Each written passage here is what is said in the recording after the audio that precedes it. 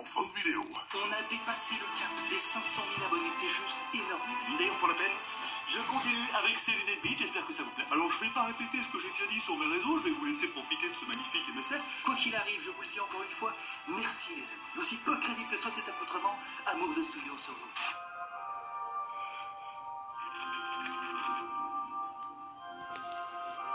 Le film commence avec un petit garçon qui est en train de se demander si le Père Noël n'est autre que son père qui prend très peu de précautions à conserver la magie de Noël. Le Père Noël sera là avant que tu aies le temps de dire ouf. Pour ne pas dire qu'il s'en fout complètement, hein. Ce serait triste si c'était vrai. Ouais. Et la fin de la magie. Chérie. Oh, oh, oh, je suis le Père Noël. Tu bête. Arrête un petit peu de faire l'imbécile là. Dors. Chérie, profite-en pour prendre sa dent et glisser 10 balles comme ça on est débarrassé de toute cette merde. Excellente idée, chérie. Quoi? La petite souris n'existe pas non plus? Non, non, non, toi, chérie, regarde, le marchand de sable passe. Désolé, fiston. Vous l'aurez compris, le petit garçon, dont le scénariste s'est bien gardé de lui donner un prénom, commence à douter de l'existence du Père Noël. Blague à part, il lui a vraiment pas donné de prénom, hein, comme la plupart des kids dans ce film. Du coup, je pensais l'appeler Bernard. Bébert, c'est bien ça, non? Fin de la magie. Quand soudain, un train nocturne vient s'inviter à la fête et réveiller tout le voisinage. Enfin, en considérant que ce n'est pas un rêve, évidemment, hein, ce qui me semble assez peu probable quand on voit la réaction des voisinous et la discrétion légendaire du conducteur principal de ce train. Ce train part en direction du pôle Nord, hein. Polar Express, pôle Nord, faites le rapprochement. Alors je sais que ce film n'aurait jamais eu lieu sans ça, hein, mais à quel moment ta curiosité d'un enfant de 10 ans te pousse à monter dans le train d'un moustacheux qui t'incite très fortement à grimper? Au moins, il est avec d'autres gosses, ce qui nous donne deux possibilités. Soit il va effectivement finir sur les genoux du Père Noël, soit on est sur un rap assez conséquent. Et dans ce cas-là, il finira peut-être sur les genoux de quelqu'un d'autre. Il y a moyen de mettre les gens plus mal à l'aise d'entrée de jeu? Comment ça se passe? Hé, toi, tu sais quel genre de train c'est? Tu sais quel genre de train c'est? Eh ben tu le sais. Un train pour autistes? C'est un train magique. Et Paul Simon! Waouh, regardez tous ces cadeaux. Je veux tous les avoir. Oui, enfin bon, Bernard, t'imagines bien que si le Père Noël existe vraiment, il va pas rester H24 dans une vitrine, hein? On se dirige vers les bas quartiers. C'est quoi, c'est malade en fait. Il y a un arrêt spécial pour lui, rassurez-moi. Effectivement, il y a une correspondance spéciale pour lui. Ah ok, d'accord. L'Asile Express. Ça fait 5 ans que le Père Noël est pas passé. Allez, viens! On est sur un semi-handicap là quand même. Dépêche-toi! Votre attention s'il vous plaît.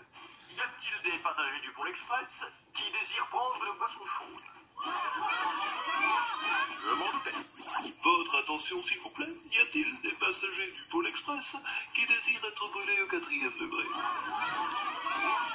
Je m'en doutais.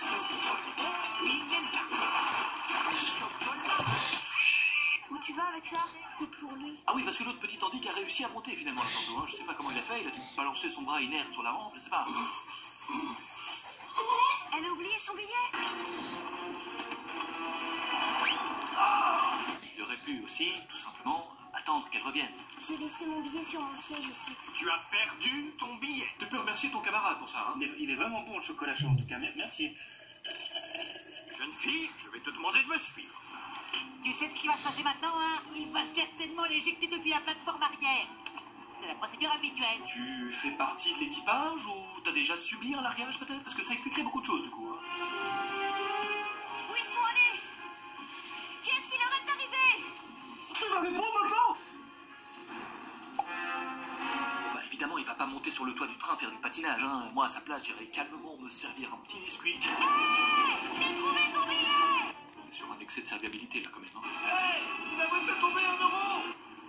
Je peux faire quelque chose pour toi? Vous pourriez peut-être commencer par m'expliquer à quel moment c'est agréable d'établir son campement sur un train en marche, monsieur? Hé, tu veux un petit jus? Vous remarquerez qu'à quelques détails près, il a la même gueule et la même voix que le conducteur. It was at this moment that he knew. He fucked up. Toi? Je croyais que tu avais été éjecté. On peut savoir ce qui t'a poussé à monter sur le toit du train au lieu de traverser simplement les wagons. C'est une manière de faire plus classique, je te l'accorde, mais c'est ce qu'en général font les gens normaux.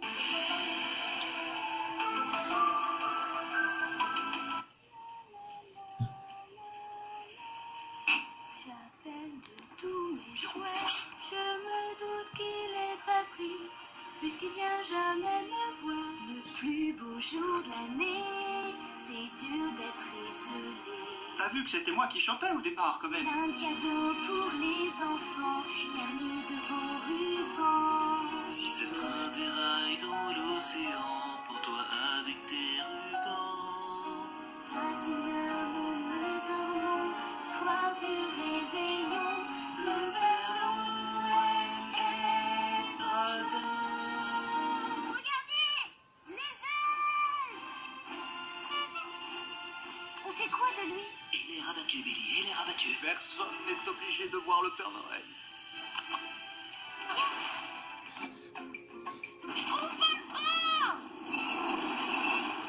Ah, ok, donc c'est Uncharted en fait, le Pôle Express. Il faut qu'on aille par là.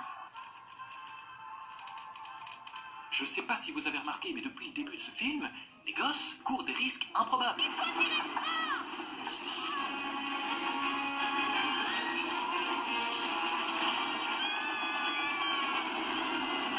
Et je suis en peignoir, bordel. Faut dire que Bernard semble être étrangement attiré par d'autres gosses à problème. Hein. Entre sa pote Black, qui tape une rando sur un train en marche, et l'autre pote asocial qui reste toujours en retrait, ils finissent perdus et tentent, comme ils peuvent, de retrouver les autres. C'est pas cool, ralentissez! Il a un petit problème d'intonation, là, ce petit garçon, hein. Et toi? Qu'est-ce que tu fais ici? La même chose que vous, je vérifie mes cadeaux de Noël. Je veux m'assurer qu'on n'a rien oublié sur ma liste. Je n'ai trouvé qu'un seul paquet qui n'était rempli que de ridicules sous-vêtements. Écoute l'ami, si tu te chiais dessus un peu moins souvent, on n'en serait pas là. C'est pas vrai, ça fait des mois que je fais plus caca, j'ai encore des problèmes urinaires, mais ça viendra, non? Ils finissent enfin par retrouver les autres et deviner qui fait son entrée en fanfare. Que souhaites-tu recevoir pour Noël? Vous avez aussi reconnu la voix, même au niveau du visage, on reconnaît, c'est Tom Hanks. D'ailleurs, à la fin, le daron de Bernard, c'est aussi Tom Hanks. Le premier cadeau de Noël!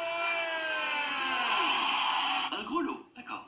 Tu avais l'occasion de choisir absolument tout ce que tu voulais, et tu choisis un gros lot. Classé. Non, pour moi, il venait de mater ce Le Monde avant d'aller dormir, et il est tout bonnement en train de rêver. Je suis désolé pour toi, mon vieux. Eh bien, j'espère que cet épisode vous a plu. Hein, il n'était pas prévu au départ, mais voilà, c'est mon petit cadeau de Noël quelque part. Avant de vous en aller, si je peux vous donner un bon conseil, pour bien commencer l'année 2018, abonnez-vous à cette chaîne, cochez la petite cloche, laissez un petit pouce bleu éventuellement si ça vous a plu. N'hésitez pas à partager cette vidéo, mais surtout n'oubliez pas de voter dans les sondages. Attention, prochaine vidéo à venir, attention. Merci encore d'avoir franchi avec moi le cap des 500 000 abonnés. Je vous souhaite un excellent Noël, d'excellentes fêtes de fin d'année, et on finit en musique, s'il vous plaît. Allez, 3, 2, 1.